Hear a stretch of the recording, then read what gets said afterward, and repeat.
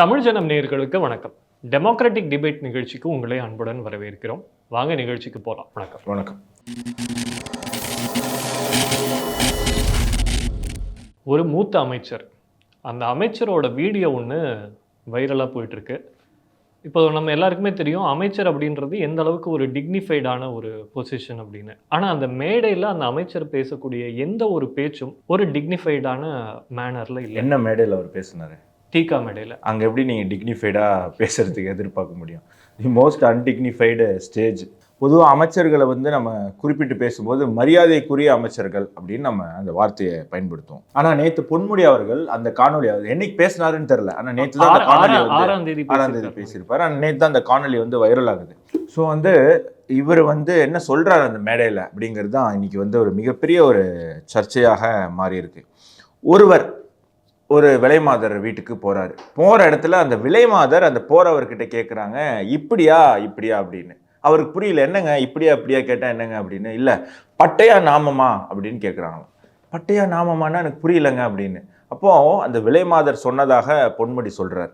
என்னன்னா, பட்டை அப்படின்னா படுத்துக்கிட்டே உடல் உறவு வச்சுக்கிறது, நாமம் அப்படின்னா நின்றுக்கிட்டே உடல் உறவு வச்சுக்கிறது அப்படின்னு. இப்போ இதுல உடல் உறவு வச்சிருக்கிறது அப்படிங்கிறது ஒரு இயற்கை, ஒரு நேச்சர் விஷயம். அதில் நம்ம யாரையுமே குற்றம் சாட்டல. ஆனால் பொன்முடி இங்கே என்ன சொல்ல வராரு? பொன்முடி என்ன சொல்ல வராரு அப்படின்னு சொன்னால், இது ஒரு தீகா மேடையில் பேசக்கூடிய பேச்சு. இந்த பேச்சுக்களை கேட்பதற்கு பெண்களை அழைத்து வருவார்கள். யாரு?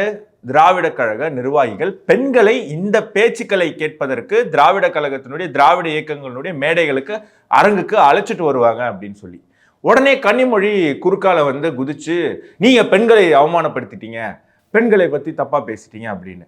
பெண்களை பத்தி எங்க தப்பா பேசினார் பொன்முடி அப்படிங்கிறதையும், ஹிந்து மதத்தை பற்றி எங்க தப்பா பேசினார் பொன்முடி அப்படிங்கிறதையும் இங்க கன்னிமொழி விளக்கணும்.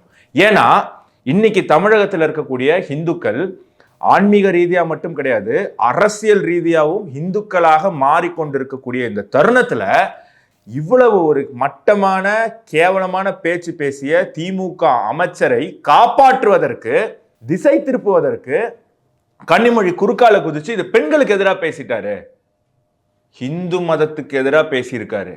தமிழக பெண்கள், கோடிக்கணக்கான பெண்கள் கும்பிடக்கூடிய சைவ மதத்தையும் வைணவ மதத்தையும் அங்க இழிவுபடுத்தியிருக்காரு. இது அந்த ஆங்கிள் போகக்கூடாது. மக்களுக்கு இந்த செய்தி இப்படி போய் சேர்ந்துடக்கூடாது. ஏதோ பெண்களை பத்தி அவமானமா பேசிட்டாரு, அசிங்கமா பேசிட்டாரு, அவர் பதவியிலிருந்து, கட்சி பதவியிலிருந்து நீக்கிட்டாங்க அப்படிங்கிற ஒரு பிம்பத்தை உருவாக்குவதற்கு கனிமொழியும் திமுகவும் இப்போ ஒரு பெரிய டிராமா ஆடி அவரை கட்சி பதவியிலிருந்து, துணை பொதுச் செயலாளர் பதவியிலிருந்து நீக்கியிருக்காங்க. ஆனா இங்க நடந்தது என்ன? 100% ஹிந்துக்களை அவமானப்படுத்திருக்காங்க. பெண்களை இங்க எங்க அவமானப்படுத்திருக்காங்க? பொன்முடி பேசினதுல பெண்களை அவமானப்படுத்தல. பொன்முடி பேசக்கூடிய அந்த வசனங்களை பேசிய திராவிட கழக கூட்டங்களுக்கு பெண்களை அழைத்து பெண்களை அவமானப்படுத்திருக்காங்க. இதை பத்தி ஏன் கன்னிமொழி பேசல? பேசின பொன்முடியை நீங்க கண்டிக்கிறீங்கல்ல, இப்படி கேவலமா பேசின பொன்முடியை நீங்க கண்டிக்கிறீங்கல்ல, இப்படி கேவலமா பேச சொல்லி தந்த திராவிட இயக்கங்களை பத்தி ஏன் நீங்க கண்டிக்கல? பல ஆண்டுகளாக திராவிட கழக மேடைகள்ல இப்படிதான் பேசிக்கிட்டு வராங்க. இந்து மதத்தையும் இந்து மத பெண்கள், பெண் தெய்வங்களையும் இவங்களை மாதிரி யாருமே இழிவுபடுத்தினது கிடையாது. ராமரனுடைய மனைவி நம்மளுடைய சீதா தேவிய எவ்வளவு கேவலமாக பேசியிருக்காங்க இந்த திராவிட கழகத்தினர். என்ன தைரியம் இருக்கும் இவங்களுக்குலாம்? ஒரு இந்துக்கள் நம்மளை எதுவும் பண்ண மாட்டாங்க, இந்துக்கள் எதிர்த்து கேள்வி கேட்க மாட்டாங்கன்ற அந்த ஒரு தைரியம் தானே இவங்களை இத்தனை ஆண்டுகள் சீதா தேவியையும், சரஸ்வதி தேவியையும், பார்வதி தேவியையும் இவ்வளவு கேவலமாக இவங்களால பேச முடிஞ்சது. இதுல இன்னொரு விஷயம் நம்ம கவனிக்க வேண்டியது இருக்கு. எப்பவுமே இவங்க சொல்றது என்ன அப்படின்னா, இந்து மதம் தமிழர்களோட மதமே இல்லை, தமிழர்களுடைய மதம் சைவ மதம், வைணவ மதம் தான் அப்படின்றது. இப்போ இதே மேடையில் பொன்முடி அவர்கள் பேசினது யாரை இழிவுபடுத்தி பேசியிருக்காங்கன்னா, சைவ மதத்தோட குறியீடு, வைணவ மதத்தோட குறியீடு, இது ரெண்டை தான் ஒரு சின்ன திருத்தம் இருக்கு. ஹிந்து மதம் தமிழர்களுடைய மதம் இல்லை அப்படின்னு சொல்லக்கூடிய கூற்று யார் சொல்றாங்க அப்படின்னா, தமிழ் தேசியவாதிகள், திராவிட சிந்தனையாளர்கள் தமிழர்களுக்கு மதமே கிடையாதுன்னு சொல்லக்கூடியவங்க. ஆனா எந்த மதம் கிடையாது? ஹிந்து மதம் கிடையாதுன்னு சொல்லக்கூடியவங்க. இதே திராவிட சிந்தனையாளர்கள் வீரமணியும் ஈவேராவும் அனைவருமே கிறிஸ்மஸுக்கு கேக் வாங்கி சாப்பிடுவாங்க, நோன்பு கஞ்சி வாங்கி குடிப்பாங்க. ஆனால் விநாயகர் சதுர்த்தி விநாயகர் சிலையை தூக்கி போட்டு உடைப்பாங்க, ஸ்ரீராமருக்கு செருப்பு மாலையை மாட்டுவாங்க. ஸோ சைவ மதம் வைணவ மதம் தான் தமிழர்களுடைய மதம் அப்படின்னு சொல்லக்கூடியவர்கள் தமிழ் தேசியவாதிகள். ஏன்னா அவங்களுக்கு ஒரு தனி ஐடென்டிட்டி வேணும். ஏன்னா தமிழ் தேசியமும் ஹிந்து மதமும் இந்திய தேசியமும் ஒன்று, வேற வேற கிடையாது. தமிழ் மொழியை பாதுகாத்து கொண்டு வந்தது, இன்னைக்கு தமிழ் மொழி உலகின் சிறந்த மொழியாக இருப்பதற்கு ஹிந்து மதமும் தேசிய சிந்தனையும் காரணம். திரு பொன்முடி மட்டும் இல்லை, நம்ம திமுகவையே எடுத்துக்கிட்டோம் அப்படின்னா இதே மாதிரி நிறைய பேர் பேசியிருக்காங்க. உதாரணத்துக்கு ராசா அவர்கள் ஒரு மேடையில் அவர் பேசிகிட்டு இருக்காரு, அவருக்கு ஆதரவாக ஒரு நிர்வாகி குரல் கொடுக்குறாரு, உடனே யாரா அந்த நாயை தூக்கி வெளில போடுங்க அப்படின்னு அவர் சொன்னார். இன்னும் சில அமைச்சர்கள் பொன்முடி அவரோட ஸ்லாங்லேயே நம்ம பேசினதையும் நம்ம பார்த்துருக்கோம். இதை எப்படி பார்க்கலாம்? இல்லை, திமுக அமைச்சர்களுடைய ஆணவ பேச்சு அப்படிங்கிறது புதுசு இல்லை தமிழர்களுக்கு.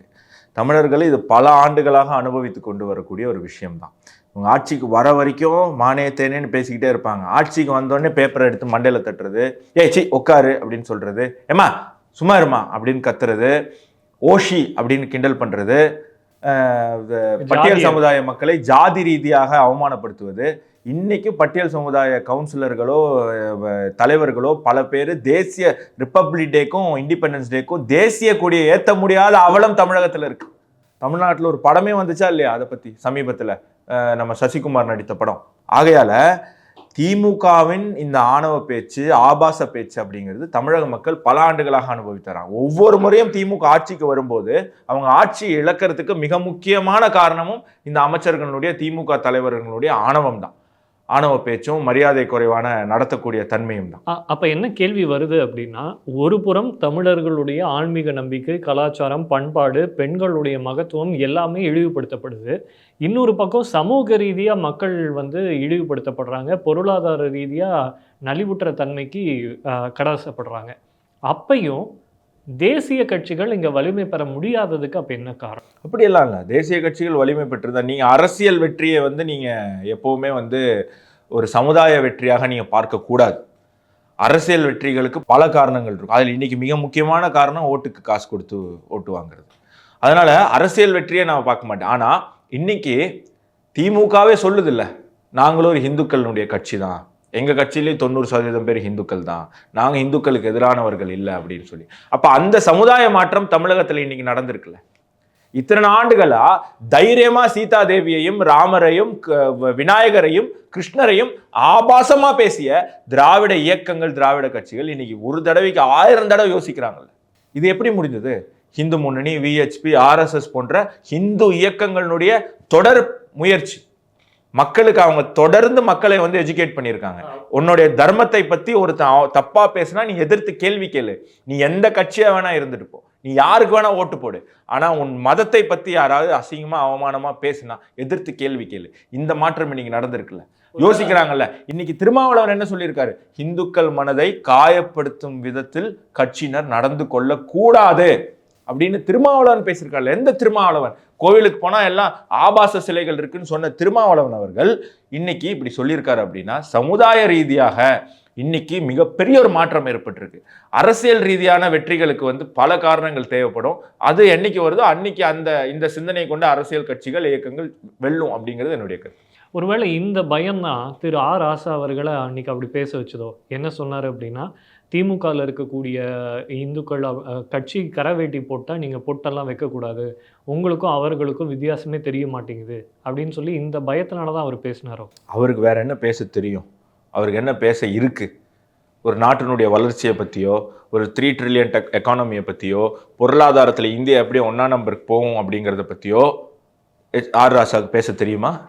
தெரியாது. அவருக்கு பேச தெரிஞ்சது பொட்டாளி, விபூதியை தொட, பூநூல் ஆறு, இப்படி தான் பேச தெரியும். இப்படி பேசக்கூடிய அரசியல் தலைவர்கள் அப்படி தான் பேச முடியும். அவங்களுக்கு அவ்வளோதான் ஸ்டஃப் இருக்குது, அது அவங்க அப்படி தான் பேசுவாங்க. இது பயத்தினாலே, பயம் இல்லாதனாலே கிடையாது, அவங்களுக்கு அவ்வளோதான் தெரியும் பேச, அது அவங்க பேசிக்கிட்டு இருக்காங்க. முதல்வர் ஸ்டாலின் அவர் ஒரு கல்யாண நிகழ்ச்சிக்கு போகும்போது அங்கே சொல்கிறார் என்ன அப்படின்னா, இந்துக்களுடைய திருமண மந்திரங்கள் ரொம்ப ஆபாசமானது அப்படின்னு சொல்லிட்டு அதுக்கு அவர் சில விளக்கங்கள்லாம் சொல்கிறாரு.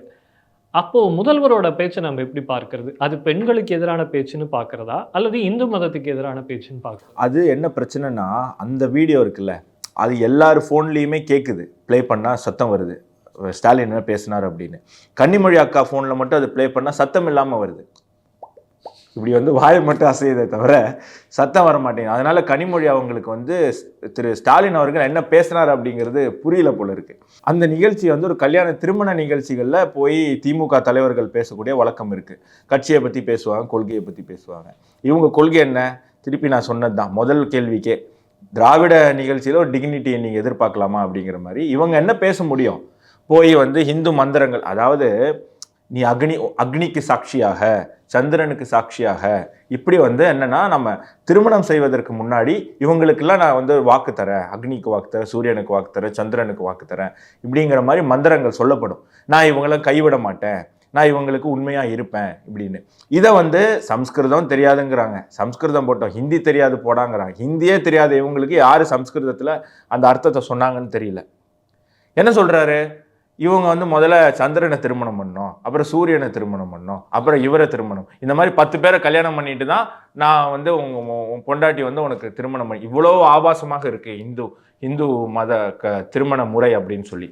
நீ தமிழகத்தினுடைய முதல்வர், அவர் தமிழகத்தினுடைய முதல்வர். இதுக்கு மேலே நான் பேசுறதுக்கு விரும்பலை இந்த டாப்பிக்கில். காலம் வரும், மக்கள் புரிந்து கொள்வார்கள். இவர்களுடைய திமிருத்தனமும் திமிரு பேச்சும் ஆணவமும் அகங்காரமும் விரைவில் ஒடுக்கப்படும், அடக்கப்படும். கருத்துக்களை ரொம்ப தெளிவாக பகிர்ந்தமைக்கு நன்றி. ரொம்ப நன்றி.